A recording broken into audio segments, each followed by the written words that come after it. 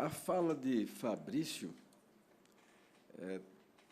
traz não só a riqueza de vivenciar em campo, no lugar, mas demonstrar, como ele mencionou, um método, uma metodologia de identificação de sinais, de traços, de resquícios dessas presenças, de seus hábitos, das suas atividades, e registrando, documentando, classificando, sistematizando.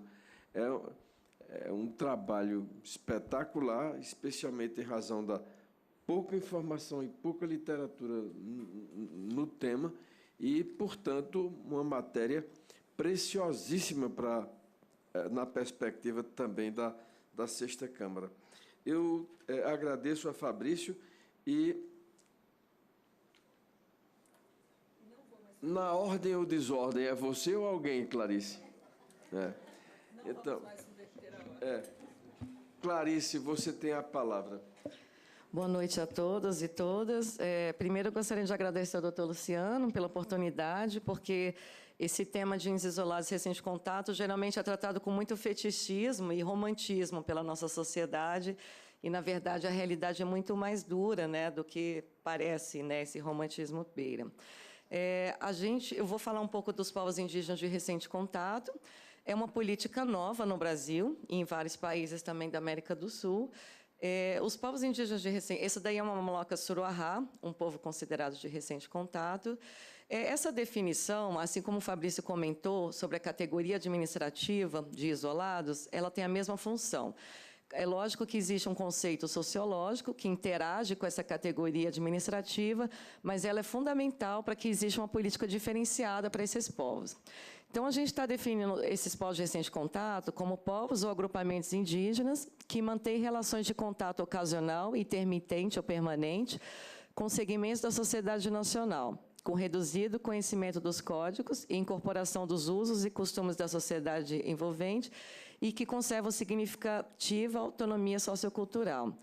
Ou seja, são povos que, apesar de, às vezes, terem bastante anos de contato, eles possuem toda a organização social muito viva ainda e não querem tudo que a sociedade ocidental tenta oferecer. Então, tem povos que não querem educação escolar, apesar de quererem conhecimento da nossa sociedade de outras maneiras.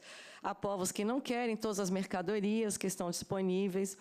Esses são os povos que a gente trabalha atualmente. Yanomami, no estado de Roraima e Amazonas, é a maior população de recente contato do mundo. No Brasil, existem 25 mil Yanomami, e na Venezuela deve ter mais uns 20 mil, ou seja, estamos falando de 45 mil pessoas que vivem nessa situação de autonomia. Povo Zoé, no estado do Pará, Arara, também Arara, Araueté e Paracanã são povos de recente contato que estão sofrendo as consequências da hidrelétrica de Belo Monte, em Altamira.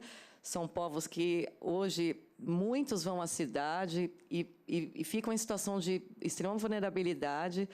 Existem o povo Aconsu e Canoê, que são povos, foram os últimos povos contatados pela FUNAI, em 97. O povo Aconsu hoje só existem 3 pessoas vivas e 3 mulheres, ou seja, a reprodução física acabou.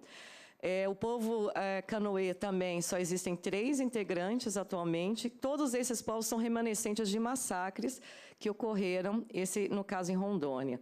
O povo Canoê também é formado por apenas uma família, que são irmãos e tio e mãe. Impossível também ter reprodução física. Existe o povo Auaguajá, que é um povo muito resistente, né, que tem a Auaguajá de recente contato e a Auaguajá isolado também, na terra indígena Araribóia, que é totalmente devastada. Quem vai lá não acredita que eles estão vivos, e como. O povo de Sorron-Japá é um povo que até pouco tempo não estava em nenhum censo da CESAI, ele não existia. É um povo pequeno, mora junto ao povo Canamari, na terra indígena Vale do Javari também. Povo Suruahá, um povo que vive na calha do rio Purus. É um povo que, desde o contato, sua população não aumenta, porque eles realizam um tipo de ritual de autoenvenenamento e que nós chamamos de suicídio, né? Então, o índice de suicídio, entre aspas, é bastante alto dessa população. Gunther sabe, né, a população não aumenta e não é um modo de morte como nós pensamos que é suicídio. Isso, assim, tem gente tentando pensar sobre isso e como registrar essas mortes que não são mortes como nós pensamos. O povo Corubo, que foi contatado, o primeiro grupo em 96, e em 2014, 2 outros grupos Corubo apareceram. E eles eram consanguíneos a esses de 96.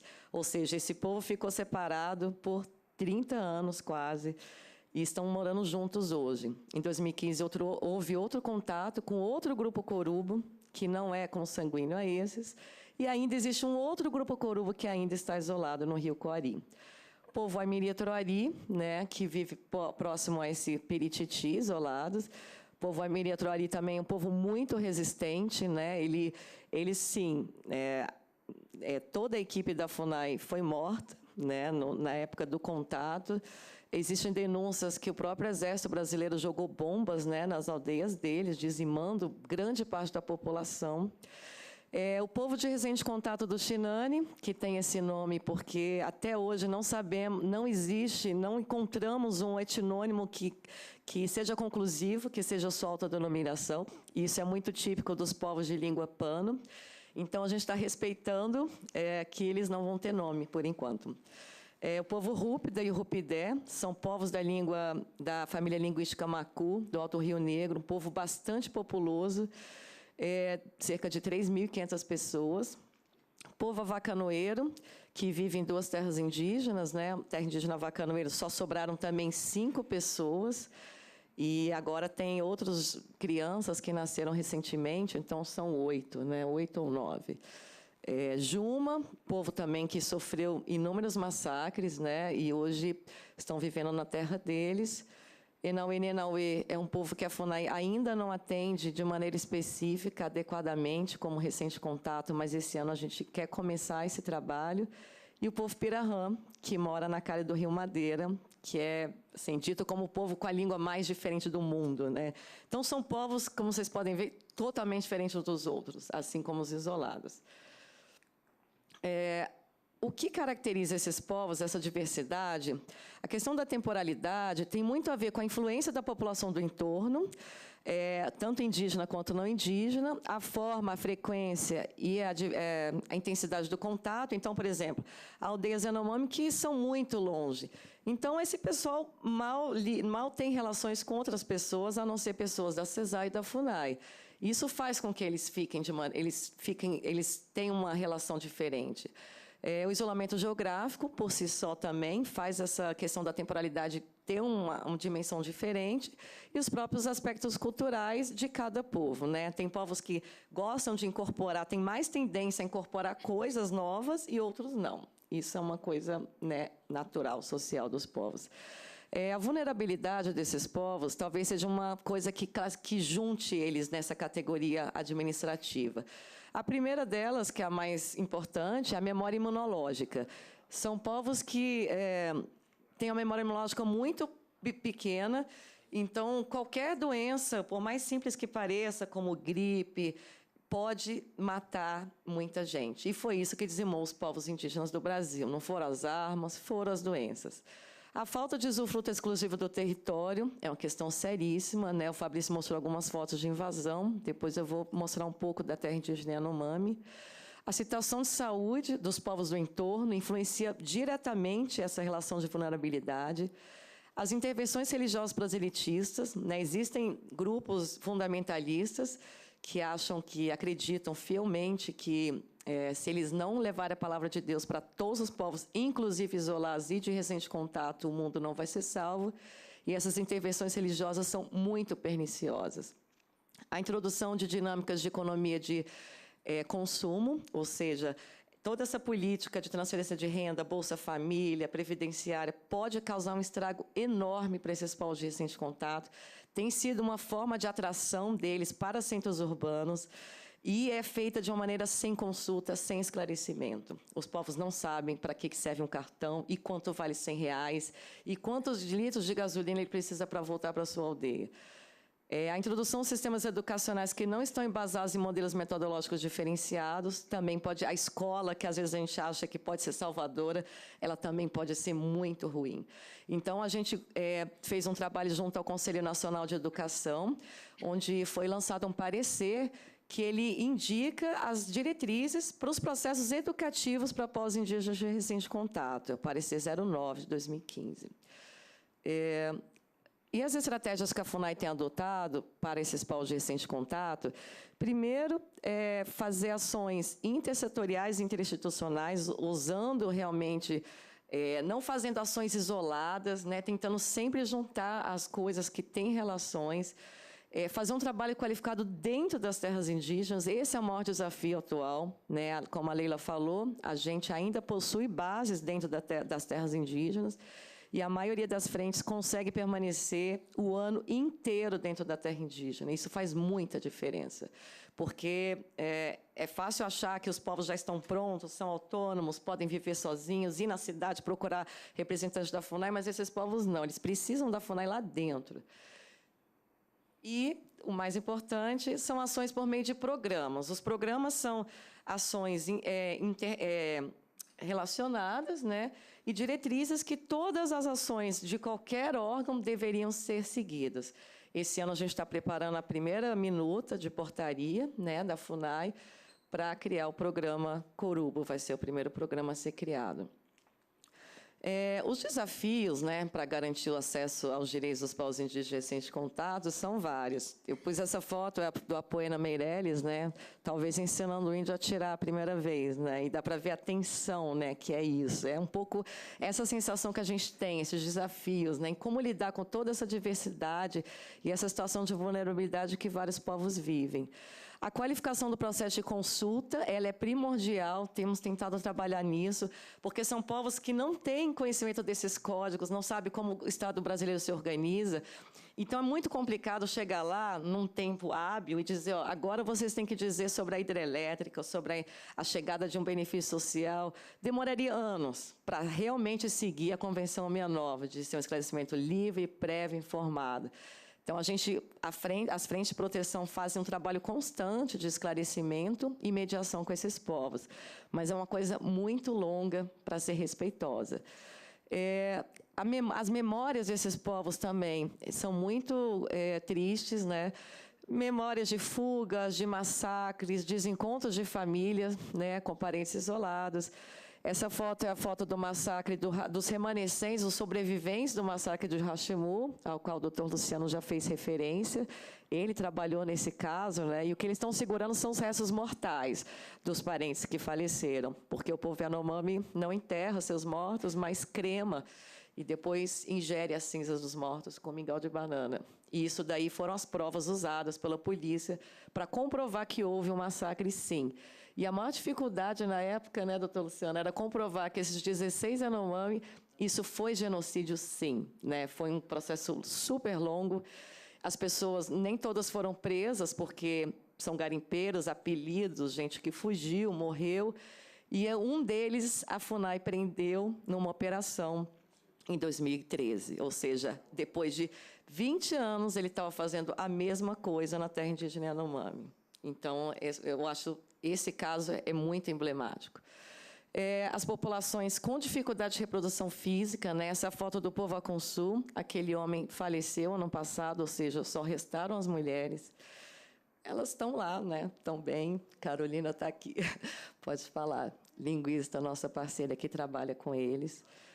Esses são parte do povo Juma, né? O povo Juma foi transferido para a terra Urueu-Auau, onde tinham falantes da mesma língua, Tupicauarriva, e casaram com homens Urueu-Auau. Eram meninas, né? A maioria eram mulheres. O único velho é aquele senhor que está ali em pé. A esposa dele faleceu logo após a chegada na terra Urueu-Auau de tristeza, né? De ter saído do seu território, e a FUNAI, depois de longos anos, está conseguindo fazer com que eles vivam na terra indígena Juma. Mas é um povo que também teve muita dificuldade de reprodução física.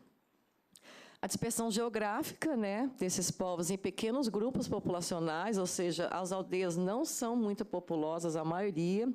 Essa daí é uma foto lá do Surucucu, lá do pessoal Yanomami.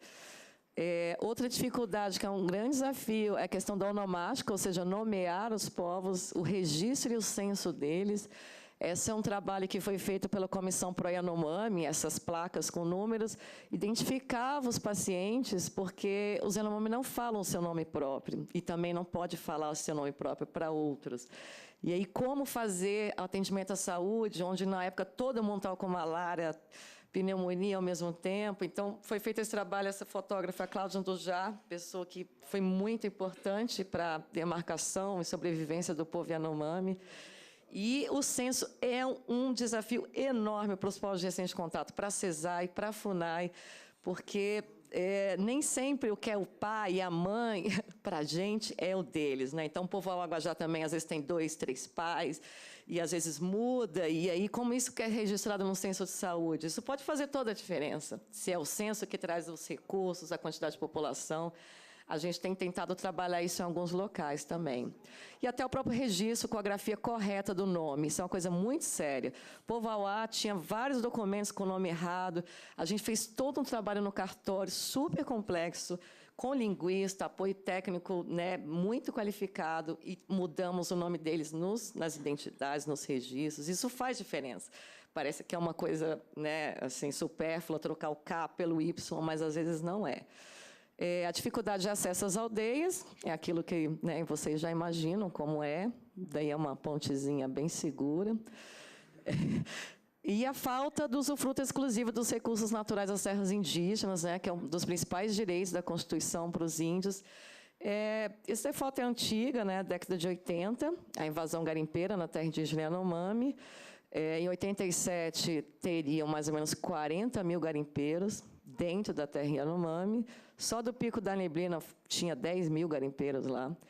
E 5 vezes a população indígena do estado de Roraima. Estima-se que 30% da população Yanomami tenha morrido nessa época de doenças, né? Nessa época, o aeroporto de Boa Vista era o mais trafegado do Brasil, né? E, enfim, atualmente, infelizmente, essa é uma foto de ontem, tá, gente? Foto do dia 11 de abril.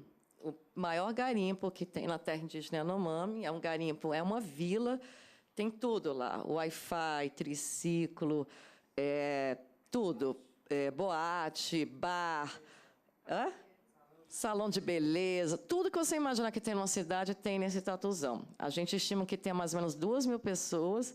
Frequentemente são realizadas operações aí, em conjunto com o Exército, a Polícia Federal, mas é um garimpo muito estruturado. Então, para a gente combater uma situação dessa, a gente precisa de uma conjunção de muitos órgãos, né, de segurança pública e de recursos, né, financeiros e humanos. Não é brincadeira isso daí, não. Aqui é outra foto desse mesmo, né, garimpo. Ele está poluindo o rio Arariquara todinho, e já tem notado essa poluição em Boa Vista. Ele funciona 24 horas por dia, não para, tem muitas máquinas. E essa degradação já está visivelmente, né, aparecendo nas imagens satélite que a FUNAI tem monitorado. Aqui é outra foto também de lá. E, enfim, é uma situação que não é apenas uma responsabilidade da FUNAI. A gente precisa entender que essa situação da terra indígena Yanomami é um problema, assim, um problema não, né? Um desafio para o Estado brasileiro como um todo. Porque o garimpo, além de ter toda essa degradação ambiental, ele também provoca danos à saúde. Então, ou seja, a gente precisa de uma articulação interministerial muito forte para combater isso de uma maneira que tenha resultados, porque na época que foi tirado os garimpeiros em 92, antes da demarcação da terra Yanomami, enquanto estava se destruindo a pista de pouso, a outra já estava sendo reconstruída. Ou seja, a gente já sabe que destruir pista de pouso, retirar garimpeiros, não funciona. Precisa de um trabalho de inteligência na cidade, porque todos esses aviões saem de Boa Vista, né? Então, tem alguém que manda esse avião, tem pilotos, né? Então, assim, já foi feita a investigação pela Polícia Federal, mas precisa de toda uma articulação do sistema judiciário para que realmente essas pessoas sejam punidas. E outros órgãos têm que se envolver nessa situação. A FUNAI não tem condições e nem atribuição, nem poder de polícia para fazer uma ação dessa.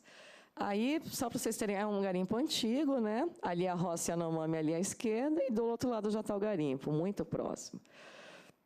Bom, as consequências sociais dessa atividade garimpeira são óbvias, né? Primeira questão, a saúde. A Fiocruz fez um trabalho em 2 regiões, onde foi comprovada a contaminação de mercúrio nos Yanomami. Esse trabalho tem que continuar sendo desenvolvido pelo Ministério da Saúde, a CESAI, a grave degradação ambiental e social, né? Existem garimpeiros que ameaçam as equipes da saúde, ou seja, elas têm que se retirar dos poços, impedindo o atendimento de saúde do povo Yanomami. A migração de alguns grupos que estão fugindo disso, isso também está acontecendo. Denúncias de massacres que a gente não conseguiu comprovar em Yanomamis na fronteira, que teriam sido cometidos por garimpeiros bem parecido com Hashimu. Conflitos intercomunitários que sempre existiram e sempre vão existir, mas que estão sendo dinamizados por armas de fogo oriundas do garimpo, ou seja, o garimpo fornece arma de fogo para ele conseguir permanecer na região e arma um grupo Yanomami contra o outro. Arma o grupo que não quer o garimpo contra o que quer. Aliás, ao contrário, arma o que quer contra o que não quer. E, assim, a Frente de Proteção tem diagnosticado um aumento muito expressivo de armas de fogo na mão dos Yanomami. Além disso, as últimas operações identificaram armas de alto calibre, que são proibidas no Brasil, nesse garimpo do Tatuzão. Lá tem gente de vários países, inclusive até pensam, né, que tem gente ali de FARC, dessas organizações, né, militares. Bom, o assédio sexual de menores também tem ocorrido com as mulheres Yanomami. Já tem várias mulheres Yanomami grávidas ou que já tiveram filhos com garimpeiros.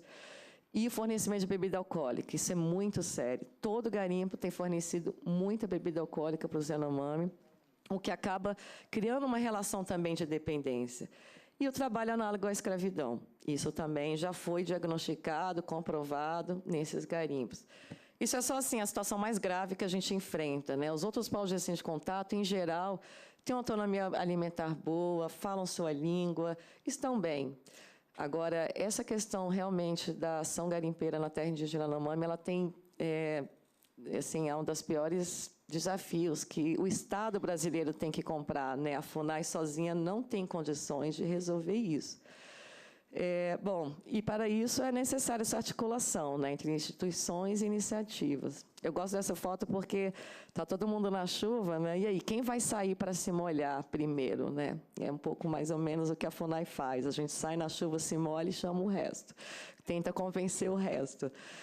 Agora eu vou falar rapidinho sobre as situações de contato, que isso todo mundo tem muita curiosidade. A imprensa escreve coisas horríveis, a maioria não são coisas sérias, sobre o que aconteceu com esses povos. A primeira foto lá de cima, que tem as crianças, é a dos 2 grupos Corubo, que entraram em contato em 2014. Primeira questão é que todos esses grupos aí entraram em contato com outros povos indígenas. Não foi com a FUNAI, e não foi a FUNAI que fez esse contato. O último contato realizado pela FUNAI foi feito com o povo Aconsu e Canoê, que está muito bem descrito no filme Corumbiara, quem quiser assistir. Esse grupo Corubo, né, quando chegou, a maioria dessas pessoas tinha gente doente, tinha gente com malária. Aí a segunda foto lá em cima das 2 senhoras foi um grupo de 3 auaguajá que chegaram isolados. Elas já haviam vivido em aldeias antes e provavelmente contraíram tuberculose nessa época que viveram na aldeia. E depois decidiram voltar para o isolamento. Então, elas estavam com tuberculose há 20 anos. Essa senhora chegou, ela tinha 30 quilos. Depois foram tratadas com tuberculose e tudo mais, e elas fugiram para o mato de novo, resolveram voltar. E aí, recentemente, no final do ano passado, os próprios Auá contatados encontraram elas, só uma delas. A outra realmente faleceu no mato.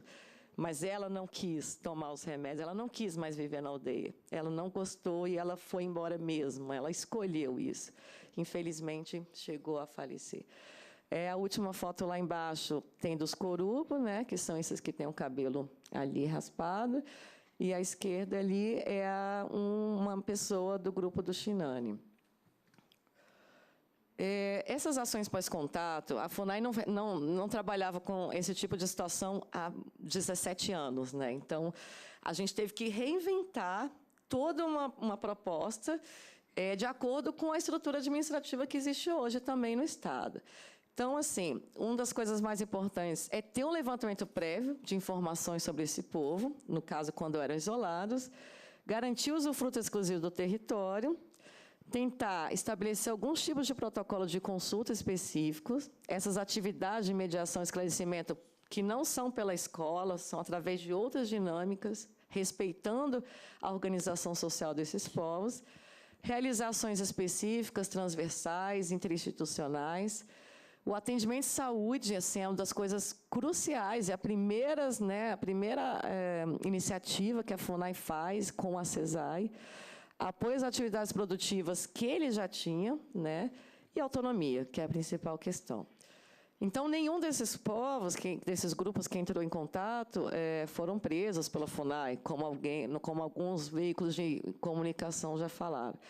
Essa daí é uma foto do povo de recente contato do Xinani, quando eles eram isolados. Essa foto não foi feita pela FUNAI, foi feita por os jornalistas, e um mês depois eles entraram em contato e falaram que tiveram muito medo do helicóptero que chegou perto deles para fazer essas fotos. Então, a gente condena esse tipo de atitude.